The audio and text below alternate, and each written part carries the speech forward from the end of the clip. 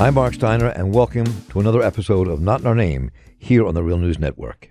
My guest today is Eleanor Goldfield, a creative radical activist, journalist, and filmmaker whose work spans many mediums, including photography, video, film, the written word, and weaving it all through music, poetry, and visual art.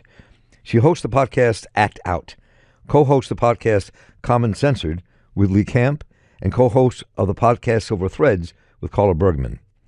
She produced the award-winning documentary called Hard Road of Hope about West Virginia as a place that weaves together its reality as a resource colony and as a radical inspiration, and still has time for frontline action and organizing and training.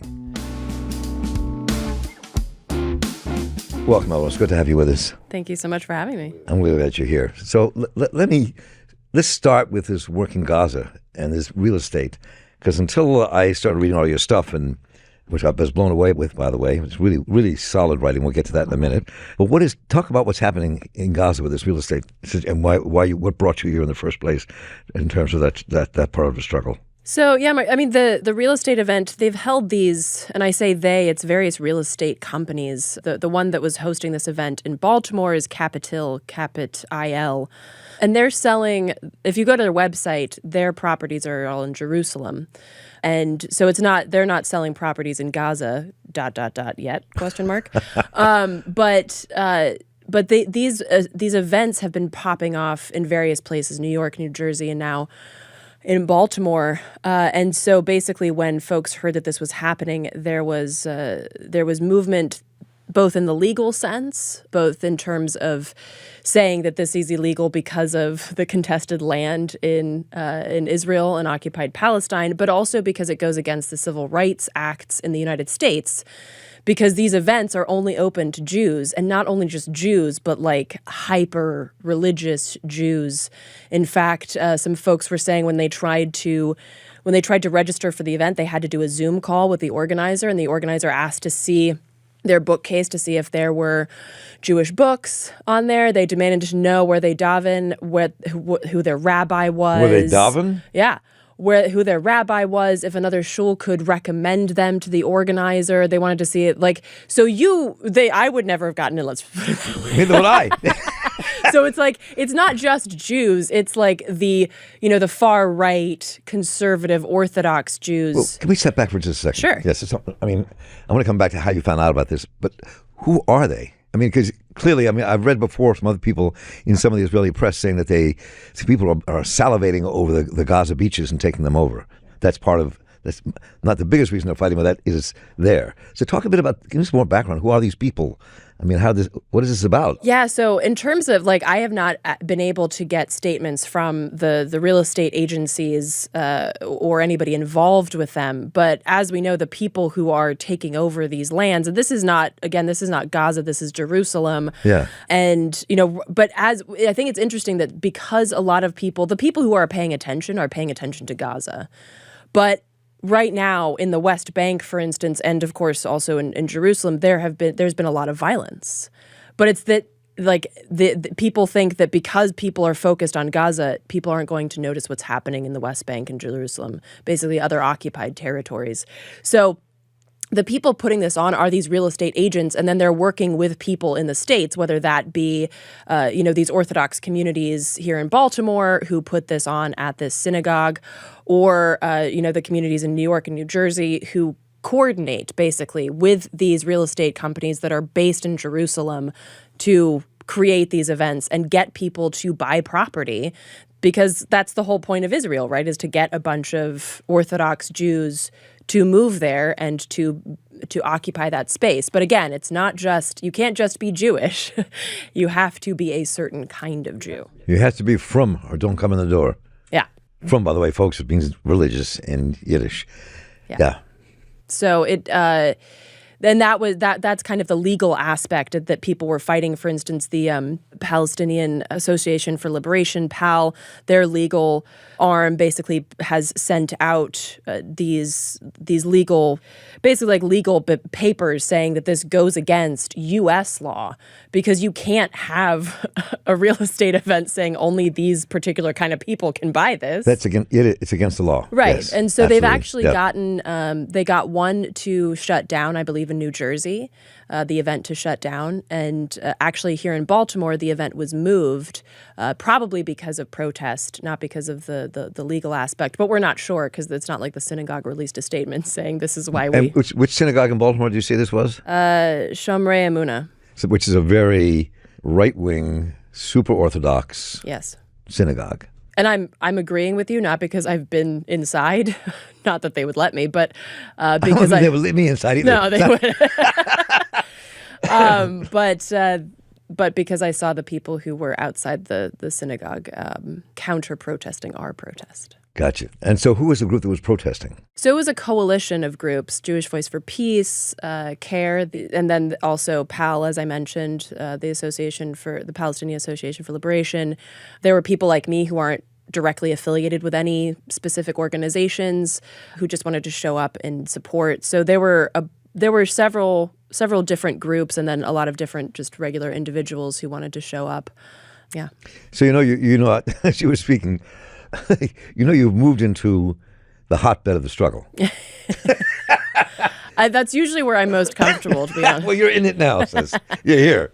I mean, it's the Zionist movement in Baltimore has a huge presence, very powerful, but so is the movement of Jews who oppose them. And we're living in a place that's going to be one of the centerpieces of the battle in America. It'll be right here. And I did not know that when I moved to Baltimore, that there was such a strong Zionist Orthodox community. Yeah, I mean, like everywhere around where we were, there was just like "We Stand with Israel" placards in people's yards and things like that. And of course, a lot of Israeli flags. My favorite is the Israeli flag that meshes into the American flag, so it just becomes one giant colonialist shit show flag. It's This is a total digression. Please, go ahead. Decades ago, we designed a flag, and it was a flag that put together the Palestinian flag and the Israeli flag. And then one of the versions, we turned the Israeli flag into a black and red flag. Ooh, I like it. Well, I feel very strongly that they should not be allowed to use Magen David for their violent terrorist colonialism. I mean the Jewish star, Magen David, yeah. So I want to take that symbol back because why do you say that? Because it is not a symbol of colonialism. It is not a symbol of terrorism. It is not a symbol of what the Israeli state, the nation state of Israel, is. And so I'm offended as a Jew that they use that symbol to perpetuate the genocide that is going on right now in Gaza. Well, even before that they used it for the violent occupation that is the state of Israel. And so I feel that part of what, kind of like I feel that Nazis should not be allowed to use Viking symbols, although that's to a far lesser extent than Israel with the Star of David. It's the misuse of a symbol that has a totally different meaning than what you're using it for. And in fact, I mean, just to be like a bit of a history nerd, the Star of David was not even like the official symbol of Jews until like basically the Second World War. Right. And that's why people listening, you might know, like if you go into a church or something that's really old, you might see it, or even older buildings, because it was just like the symbol of the shield of David. So it wasn't even a symbol of the Jewish people necessarily. And so it was a Jewish symbol, but not right. It wasn't not the exclusively. Symbol, but it was Right. And so it's just a total bastardization of a symbol that has far more depth and beauty in its meaning than Zionists could ever really understand, to be honest. That was a digression. I apologize. Listen, I'm feeling the way we're having this conversation, there'll be a number of digressions taking place. Without a doubt. I mean, and even what you just said, for me, and I think that probably is for a lot of Jews, when we use the word Nazis or Nazism, and somehow that gets connected to Zionism, it's really difficult for people. It's very uncomfortable. It's difficult for me. Yeah. As we said before we walked in together, I grew up in a home, in a family where there was a constant presence of people with numbers in their arms, people who lived through concentration camps in my living room, and family who fought in the Warsaw Ghetto against the Nazis, and families who were forced to go to Israel because they couldn't go anywhere else. In 1948. They weren't allowed to come here, so they had to go to Israel to create this place. So for the Jewish world, it's a really difficult emotional moment and movement. especially now as things are shifting, and the Jewish community is really splitting and dividing in ways it never has before. Well, that's not true either, but it's a very different way it's splitting right now. Yeah, and I think I'm reminded of what actually a friend of mine said. His mother is a Palestinian Jew. Well, where does that fit in to the plan, the ideology of Zionism? It doesn't. A Jewish woman who grew up as Palestinian in... Well, yes, her family goes back hundreds of years. But here's the thing. Yeah. Like, mine doesn't. Right. Mine does not. My father's family, he was able to trace them back to like southern Spain, basically, like right around the Inquisition. His people are not from Palestine, and that's okay. And that's why, like, the idea to me, like, kind of, you were saying that part of your family were Bundists. What they said is that there's this beautiful Bundist poster that I've used in some of my writings, which basically says, like, wherever we are, that's our home. And to me, that is what the Jewish diaspora is. We have always made a home wherever we are, and we have a right to do so. To me, it is anti-Semitic, and by that I mean like the popular idea of anti-Jewishness. It is anti-Jewish to say that you only belong in one place. That is so fucked up to me. That is colonialism, to say that you belong over here, everything else is ours. Because I have no connection to Israel or occupied Palestine. I'm not a desert person. It's not my thing, right? I have no connection to that, and nor should I be forced to, because like you said, like no one else will take me. And so the problem to me is that, kind of like we were saying before, is that when we were talking earlier, I think the feelings that we have in the Jewish community about Zionism are very, very complex. And it's very important that we have these conversations within our families and our communities, and we have those conversations with love and understanding for where people are coming from. And also, in the like lived reality, Zionism is a disgusting and horrific colonialist ideology that should not exist for the safety and security of anyone. You know, as James Baldwin said, if I'm starving, I'm a danger to you. You can never have safety when somebody else is oppressed, especially if you're oppressing them. So the idea that Jewish safety is found on the other side of a genocide, the Jews should already know that that's not true. Well, let me step back. Let's unpack some of these things you just said. You said a whole lot just there. I did. Which I'm not surprised after reading what you wrote, that you pack a lot into those words. But let me just, you mentioned the Bundists. People listening to us may not know who the Bundists are. It's not like doesn't roll off your lips like Zionism or Nazism or racism. It's not Taylor Swift. It's not a well-known. Taylor Swift, yes. Yeah. So, was she a Bundist? I wish. No, but to talk from it, just who are the Bundists? Basically, I mean, I'll say this basically, that as long as Zionism has had a home in Jewish communities, anti-Zionism has had a home. And the Bundists, basically, like the ones that I've researched the most, primarily like in Central Europe, and of course Eastern Europe as well, but basically people that were fighting for Jewish rights and thereby human rights, because a lot of Jewish radicals have never just focused on Jewish rights, but rights of all people, of all of the oppressed, to have a right to basic freedoms. You know, as Emma Goldman said, everyone's right to beautiful things and a right to freedom. Emma Goldman, my sister from another mister, rad Jewish yes, woman. I understand. So basically, like and I'm sure other people could speak to this more eloquently than I can, but Bundists were basically workers and members of the Jewish community who were the other side of this Zionist debate and saying that no, our right as human beings is to be at home where we are. So, given the work that you're doing around this issue of buying real estate, stealing Palestinian land and selling it to Jews, especially what we're talking about, and having some right-wing Jewish congregation, Orthodox congregation, being the ones who are perpetrating this, that's a real problem. And I'd like to hear what you've learned from that doing this. One of the things that I've been thinking a lot about lately is that anti-Semitism has been around a long, long time. And I, as a Jew, I always grew up with understanding that people hated us for all the wrong reasons. And this is the first time, I think, in our history as a people, this complex history, isn't just a history, it's a very complex history, that we are causing the rise of anti-Semitism because of what we're doing. Whenever I talk about Israel-Palestine, I always use the word we're because it's me. Then I can say you're not, but not in my name, but you're doing it in my name. Yes. So that's why I think it's a very complex moment.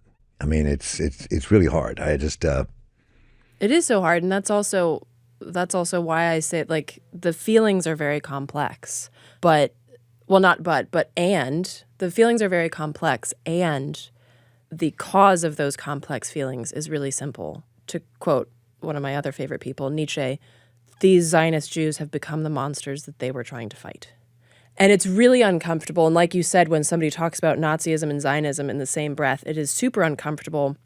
It's also, like I was talking to a friend the other day, and I was saying something about, Jews don't proselytize. And he was like, yeah, and you don't commit genocide either. And I was like, ouch. Ooh. But I was like, I mean, you're right. But holy shit, that like burns to hear it in that context. But it's like, yeah, that's true. And I think that our job right now as Jews who do not believe in Zionism as an ideology that is in any way helpful or just, our job is to sit with that discomfort and figure out in our communities how to deal with that and how to generate, that tzedek diridov, like how to pursue this justice and how to pursue it in a way that makes the world, or at least like, olam haba, like the world to come, a better place, not just for Jews, but for all of the people who are oppressed, because our place as Jews has been historically often and should be with the oppressed. So how do we grapple with these really uncomfortable and complex emotions in order to do that work? I want to talk about our association with liberation movements as Jews, but I got to say this one thing as we started this conversation earlier with it, when we were sitting with our colleagues here, Max and Kiela and you said a couple of things that really started setting me off that I had not really thought about before, uncomfortable things. And it made me think about when I was a young civil rights worker in Eastern Shore and sometimes in Mississippi and Alabama, there were white people in the South who came over to us because they started shifting. Mm. And I feel like this is a moment, I don't even say this, it's really hard even to say. I never in my life would think that inside the Jewish world, we would start looking at what we created as an oppression to others. And your Nietzsche quotes, some of the things you said earlier when we were sitting around together, is sort of popping off in my head, and thinking about the real consequence of that and what it means and how serious this is.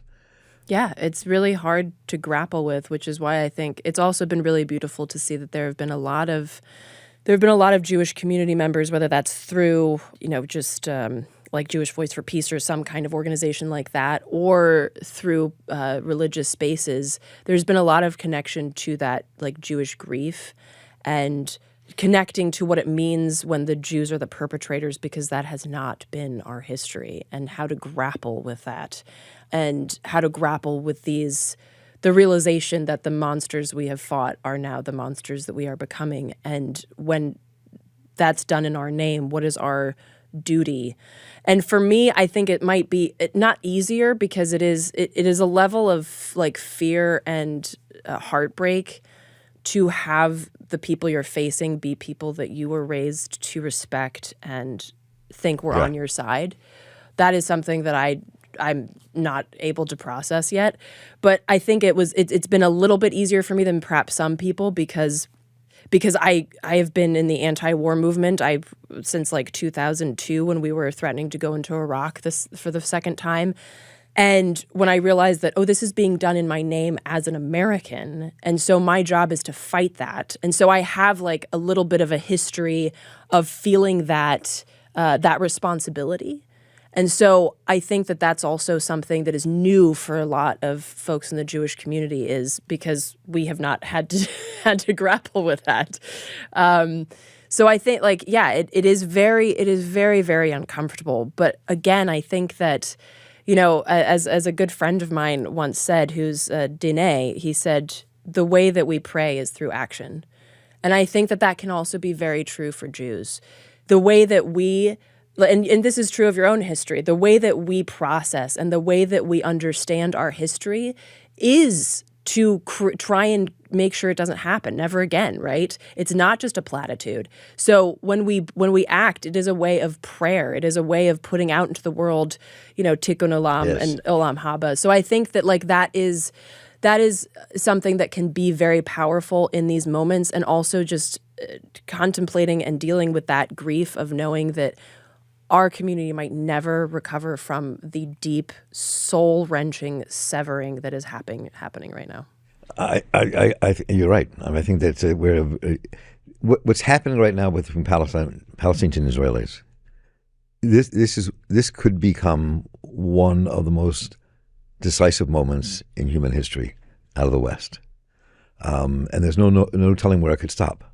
I mean, it could expand where it is, but it could erupt in this country. It could erupt through Europe. I mean, it's a real danger point beyond just Israel-Palestine. It is, and to your point about legit anti-Semitism that we see on the rise everywhere. I mean, having gone to a lot of protests where the right-winger MAGA people talking about how the Jews own everything. Yeah. And then you're like, well, Biden's sending Israel weapons every 36 hours. So it is kind of like what Israel says the U.S. does. So I felt like I once had a comeback for that was more legitimate than it is now. I mean, we're not still Jewish space lasers are bullshit, but this whole AIPAC runs the country. I'm like, I don't know that I can argue with you. So it perpetuates more actual violence against Jews. And so how do we grapple with that at the same time as understanding that anti-Zionism is not anti-Semitism? And to suggest that belittles the actual anti-Semitism that's happening, and it muddies those waters. So I think it's really important to make that distinction and to recognize that there is violence against Jews that happens through, as you were saying, people hating Jews for all the wrong reasons. So neither one of us are prescient. It doesn't exist. I try, but I do too. But it doesn't, I do my best. But I'm curious in terms of how you perceive the role of young Jewish activists in this struggle at the moment, and the power that they actually have, and probably don't know that they have, to alter the situation, and how you organize that. I mean, at heart, my history has been as an organizer, different community organizer, labor organizer, whatever. But so, how do you see that happening? How do you see that shift taking place? I think it's beautiful, actually. What I think a lot of, and folks younger than me, I'm 37. They're like, So you're such an old woman. I know. I'm a woman now. No, but I see 16, 18-year-olds that are in this fight, that are on the front lines. I mean, there was a beautiful action that where folks locked down and stopped access to a Lockheed Martin plant that sends weapons and creates weapons to send to Israel. Several Jews. I mean, the people who blocked Biden's access to the State of the Union, so he had to take an alternate route, a bunch of Jews. And again, this is part of our history. There's so much organizing in our history. So I think Jews we're well suited to this work, first of all. And secondly, I think that the powerful thing is that you can do something by working in our own communities. I'm a huge advocate of organizing the folks that you know. Right. And understanding that you are we as younger Jews have the ability to meet people where they're at. So I'm sending my dad rabbinical statements from Jewish Voice for Peace. I'm not sending him the Electronic Intifada article. I love Electronic Intifada. And there are Jews who work there, like my comrade Nora Beres-Friedman, but it's who you turned me on to, by the way, with your writing. I adore her. I never read her before. She is so before brilliant. I read your work. Yeah. And Electronic Intifada is wonderful. And also, I'm not going to ask my dad to read that, because you'll see the name and he'll be like, nope. I'm not reading. So I think it's, exactly. It's important to meet people where they're at. And so I think, and I've seen, and my partner's Jewish too, and he's gotten a lot of people responding to him saying, look, I grew up Zionist. I had, my bar mitzvah in Israel and all of this, and now I see it. I get it. Thank you. So I think that that's also the powerful thing. People are shifting, particularly younger people, and recognizing that the work that we're doing of just sitting down and having conversations is super powerful. And I'd say that for anything. I've sat down in Louisiana with old white dudes and been like, hey, talk to me about why you hate Democrats. I do too, but why do you think Trump's the answer? So having these conversations in communities that are willing to listen to you, I think is super important. And also recognizing when they're not. I'm not going to go up to the Orthodox guy waving an Israeli flag ready to spit in my face. You're not ready to have this conversation, sir, okay? But same thing for any issue. So I think that it's important to recognize our history of organizing, plugging into that, meeting people where they're at, and knowing that our role as Jews is always on the side of the oppressed. And I think that two things popped in my head as you were speaking about that. One was the history of Jews in movements to fight oppression, in part because we were oppressed in the civil rights movement, in the labor movement across in Europe, fighting the Nazis, fighting the fascists. But I, as a younger person in this movement, where do you see the future? Are you hopeful that things can change? Do you see a light that you can build and organize towards that actually see something different than what we have now? I mean, I was talking to a friend of mine who lives in Germany now, who's Israeli. He's among almost 2 million Israelis, almost all of them on the left, who left Israel. The entire Israeli left is now in Europe or South America or right. Vietnam. They're everywhere, but they're not in Israel. Yeah. I'm curious how you see the future playing out, how you see this playing out, how your organizing playing out. Hope is a tricky concept, isn't it? Yeah. To quote Klee Ben Ali, who was a brilliant... Quote who? Klee Ben Ali. He was a brilliant Diné organizer who unfortunately died in December. But in an interview I did with him once, he said, I have the kind of hope that burns cop cars. And that's the kind of hope that I have. It is a jagged and dangerous hope. And it is unpredictable, and it oftentimes walks with despair. That is the kind of hope that I have. And yet I have hope. And I think what you just said, it gives me hope. The fact that a bunch of Israelis were like, actually, no. And I'm out. And I think that we are going to see, and we are seeing it, it's crumbling. A friend of mine, Abby Martin, was just on Piers Morgan. Yeah. And what basically, even Piers was like, yeah, I get this is just not great. What's happening? Even Piers Morgan. So you have the stenographers for the State Department, you have the propaganda machine struggling to keep the lie alive that Israel has a right to self-defense, quote unquote, which is absurd both legally and, through lived experiences. But it's starting to crumble. And I think more and more people are starting to see that, especially in the Jewish community, and having this feeling that I do not have a connection to this place. And I think a lot of this is happening through this co-organizing that we're seeing between Jews and Palestinians. This understanding that the connection that you have to place as a Palestinian is something that I don't, and why would I? This is your home. And basically seeing that side of the story, because that's not something that obviously we were raised with, right, is hearing the Palestinian side of things, most of us as Jews. And so I think that that's a really powerful thing that gives me hope, is this confluence of stories, these shared stories of both oppression and struggle, and recognizing that we have this solidarity. And so I do have hope, but I also understand that it's not going to stop tomorrow. The U.S. imperialist machine, as Khalidi wrote in his 100 Years War on Palestine. Great book. Yeah, it is. It's a brilliant book. It started with the UK propping up Israel, and then that shifted to the United States. And the United States absolutely sees itself as that protector. I mean, Biden said if Israel didn't exist, we'd have to invent it. Okay, you psychopath. So I think we are battling the largest empire the world has ever seen, and their colonial outpost of Israel, and that is heavy shit. And so I think it's also appropriate to feel weighted down by that. And again, that's where the despair walks with the hope. But also recognize that all empires fall, all colonialism has fallen and will fall. And there is hope in that. And then there is also something really powerful about understanding that the struggle is making a difference. And a lot of that, and I'm not trying to give Jews way more credit than we should have, but a lot of that, I think, especially in Jewish communities, is because of Jewish organizers sitting down and having these conversations. It's up to us. Yes. This is our fight in the worst and most twisted way. And I feel a great responsibility to decolonize Palestine for the sake of not just Palestinians, but Jews and everyone. So I know our time is limited today, and I really appreciate you taking the time here on the Steiner Show to do this.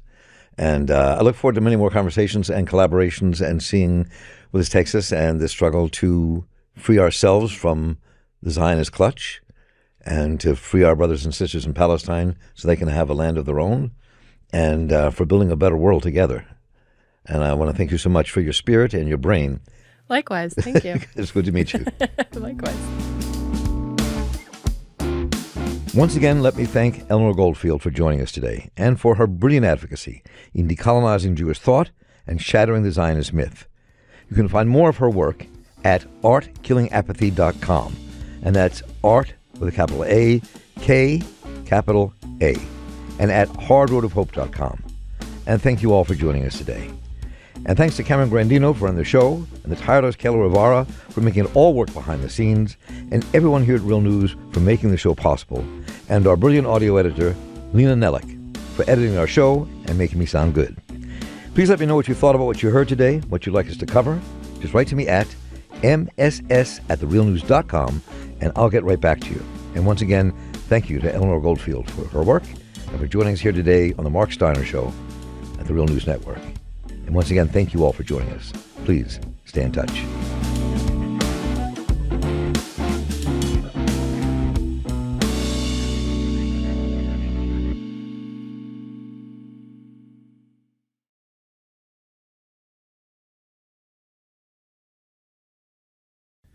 Thank you so much for watching the Real News Network, where we lift up the voices, stories, and struggles that you care about most. And we need your help to keep doing this work. So please, tap your screen now, subscribe, and donate to the Real News Network. Solidarity forever.